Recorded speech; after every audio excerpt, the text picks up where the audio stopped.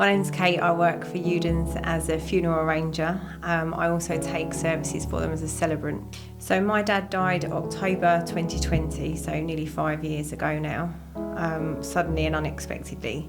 Nothing that my family do is ever straightforward. So my dad went away fishing for the week down to Hereford in Wales and suffered a heart attack while he was away. We had no question about who we were going to use for his funeral. We'd used Udens for family funerals previously and been really happy with the service that we'd received. So we called Udens in Petswood to have a chat about starting to make those arrangements. We went in to meet with the funeral arranger, myself, my mum, my sister, and we sat down, went through everything. Udens then arranged to drive out to Hereford and collect my dad and bring him into their care, which we were really touched about. We didn't pay any extra for that or anything like that, and we were really, really pleased.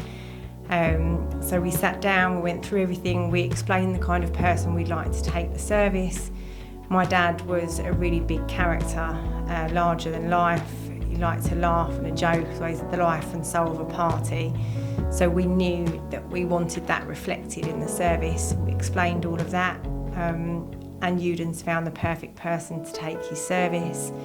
Yeah, we made all of our arrangements, and the day itself went really well as well. I had never in any capacity wanted to work in the funeral industry. It was never on my radar.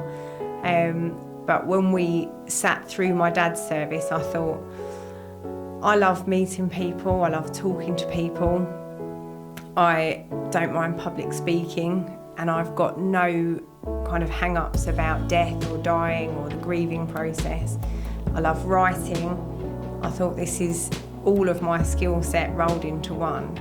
And what a lovely job to do for people at the hardest time of their life. So when we had my dad's service, actually at the end of the service, I said to the celebrant that had taken the service, that I know it's a really strange thing to be talking about your dad's funeral, but I'd really like to do your job. And he really kindly invited me to follow him around for a while. It's a very niche profession that not everybody will gel with and enjoy. So I followed him around for a while, went and watched him take a couple of services, went out to meet a family with him, and then at one of the services that he was taking that I went with him to, Matthew Uden was conducting. So we had a chat. And then a few weeks after that, Udens asked me to take my first service. So I did do a course after taking a couple of services. It's not a requirement, but it's just something that I felt might give me a few tips. But I feel like it's the kind of job that you can either naturally do or you're not going to enjoy. And I loved it from the first minute that I did it. So my first service that I took was over at Honour Oak. I don't think I've ever been so nervous in my whole life. The family that I worked with were absolutely lovely. They specifically wanted a female celebrant. But they lived away, so I'd met with them over Zoom and we'd gone through everything, planned the service, organised everything. I think I got there 2 hours before the service started because I was so nervous about making sure that everything was exactly right and everything was in place and ready to go.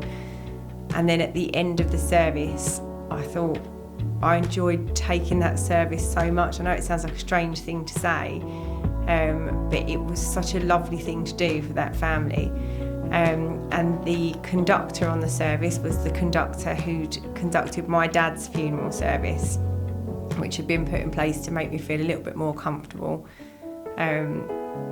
Obviously on my first service that I took.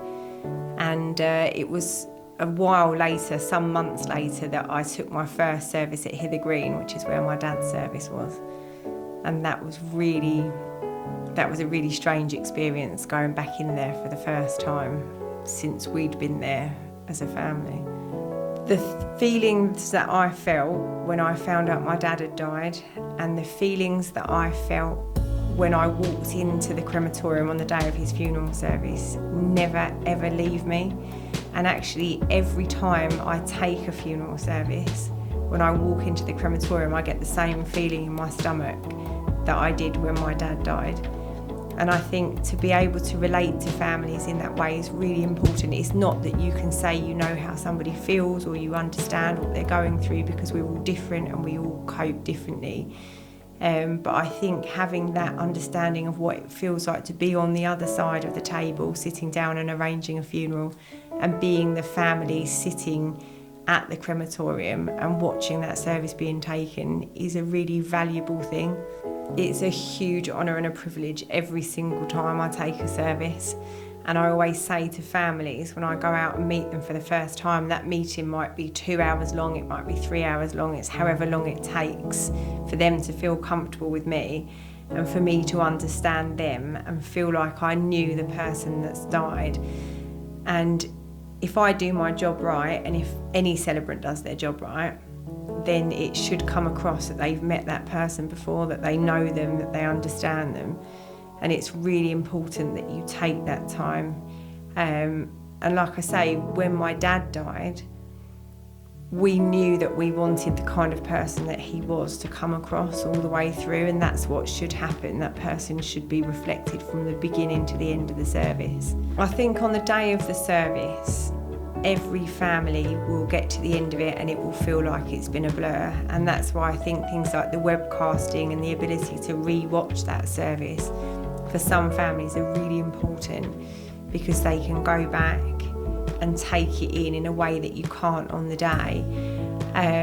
But what I do remember, and what I'm sure my brother, my sister and my mum would remember as well, is that we'd said when we'd gone in to arrange my dad's funeral, as a family, we're likely to laugh our way through this. That's just how we cope. I loved my dad hugely, but in those kind of situations, that tends to be what we do. And Udens had found us the perfect conductor. So when we arrived at the crematorium, the service ahead of us overran by about 45 minutes. And we were sitting in the limousine, and it's the most awful experience. You just want it to be over by then. And we were sitting there, but actually because of the conductor that we had, he was joking with us, and it just made the time pass. And that meant the absolute world to us then, you know, that he'd read us well enough to know how to deal with us and, you know, what would make us feel comfortable on the day.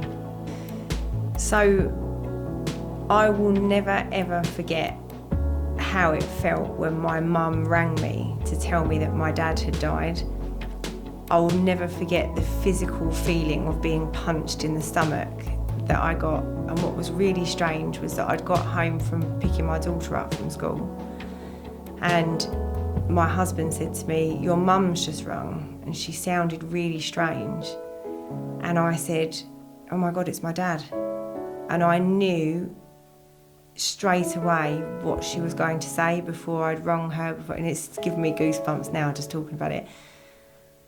And I picked up the phone to ring her, and my auntie answered the phone, and she said, "Mum's just on the phone at the moment, Kate, she'll call you back." And she rang me back and she said, "It's Dad, he's dead." And I could tell you what I was wearing that day, what I'd done that day. Every single thing about it is etched into my memory. And I remember just being on the floor, and I remember my kids coming down because I was making a really strange noise. They said they'd never heard anything like it. And they came running in, and then having to tell them that their granddad was dead. They were, you know, little, 5, 9, 12 at the time. And it was the worst experience I've ever had in my life.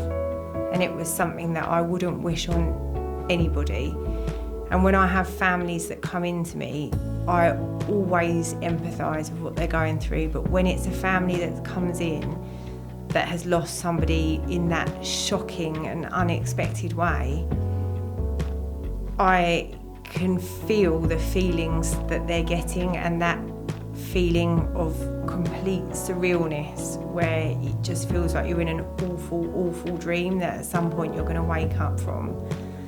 And then it takes such a long time before you realise that actually it's real.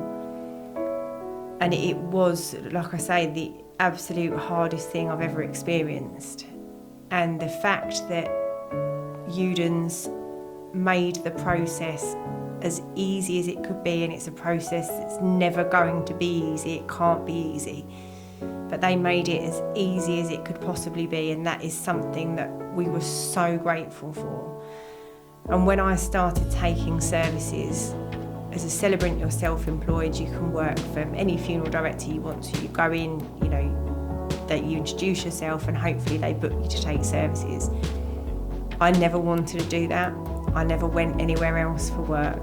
I only ever wanted to work for Udens. And the reason for that is because when I went out to families that Udens were looking after, and I did work for other funeral directors if families asked for me and things like that, but when I went out to families that Udens were looking after, I was so confident that they were going to be looked after impeccably well.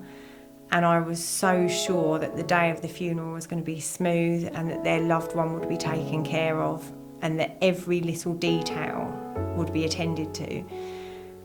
And that's why, originally I had no intention of working in the offices or anything like that. This has been a bit of an organic situation for me.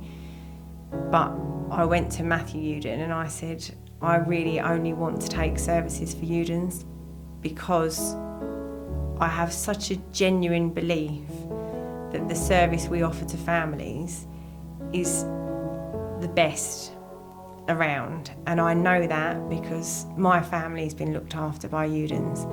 And I know that every question we had, every concern we had, my mum was worried about leaving my dad's wedding ring on because she thought it might go missing.